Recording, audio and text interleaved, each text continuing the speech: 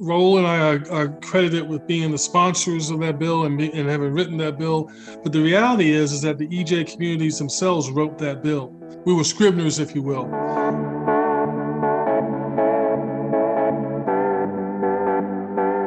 And that's why we say it's a bill written by the people for the people. We're hopeful we'll be able to get it through the Congress and put it on President Biden's desk. Climate change is a life and death issue, the wide-ranging crisis of our lifetime. There is no issue more important than preventing and mitigating climate change and speeding our transition to a clean energy economy. The best science says we need to completely stop adding climate pollution to the atmosphere by 2050, if not sooner. That is why I am fighting for bold action now. For far too long, the federal government has turned a blind eye to the impact of toxic pollutions on entire communities. If we are going to achieve true justice in our country, we must continue the call to center frontline communities in our policy making. I am here because the stories of those advocates changed me fundamentally, and now I am even more committed to ensuring that my colleagues cannot and must not hide from these harsh truths.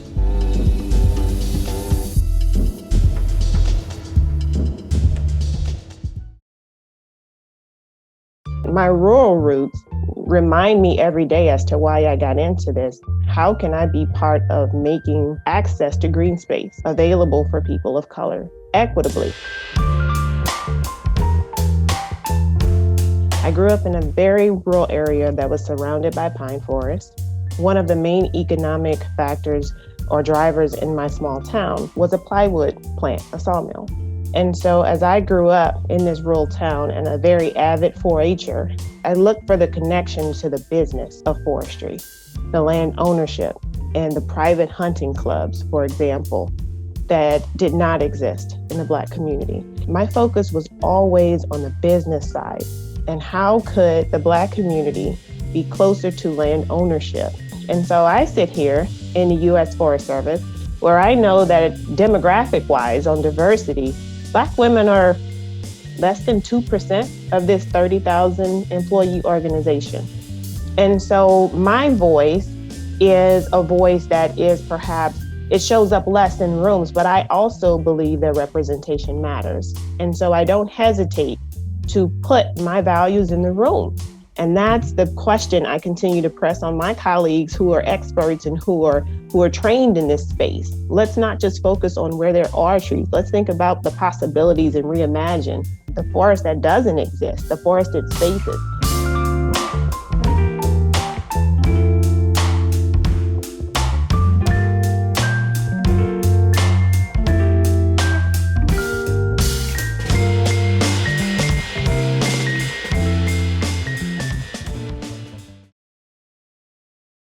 And so we did a lot of regional organizing over the last 20 years. And I think what we didn't know we were doing was largely helping to invent in this country through practice more than anything. But it was climate justice, you know.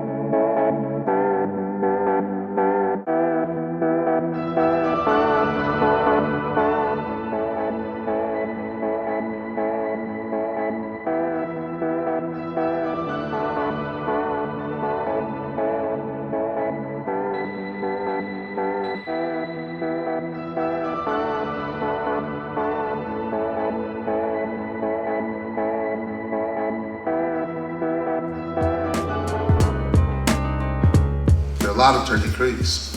You know, there's Africatown over in Mobile Bay, Lower Ninth Ward, and Plaquemines Parish and others. And my work and our fight has extended beyond Turkey Creek to communities that have these remarkable American essential stories that they value, but the world doesn't, and particularly the local pro-development oligarchy that we live under in Louisiana, Mississippi, Alabama, and Texas. And so we created our own regional philanthropy to make small grants to community-based groups. We started Bridge the Gulf, the Bridge the Gulf project. As far as the debt that is owed, I think it's really simple, and it's deliverable. It's deliverable now. Deep and permanent self-determination. Again, thank you everyone who's in attendance here who is one of those folks doing the kinds of work that I mentioned, and really being a living answer to so many prayers. Your work is so important, not only the work itself, but the growth of this sphere of our population, of our species, right? It's very, very important.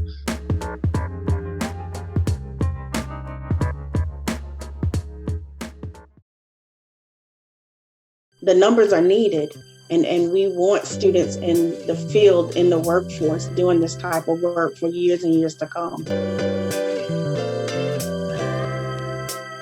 And so what are some ways that we can draw them in?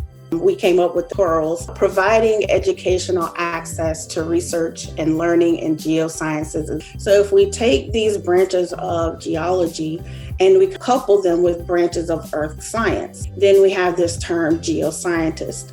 What we found is that in some instances, one, representation, they don't see people that look like them in the field that they want to pursue. And second, there's this chilly climate that they experience when they do try to pursue those types of fields, right? It's just these small, seemingly small experiences that have really large impacts on everybody's future careers. We do want students to consider two routes. One, if you're going to look for employment, consider geoscientific employment. These trainings that we will fund will help you build your resume into that career. If you're so inclined to continue on to graduate school, we're also supporting that as well.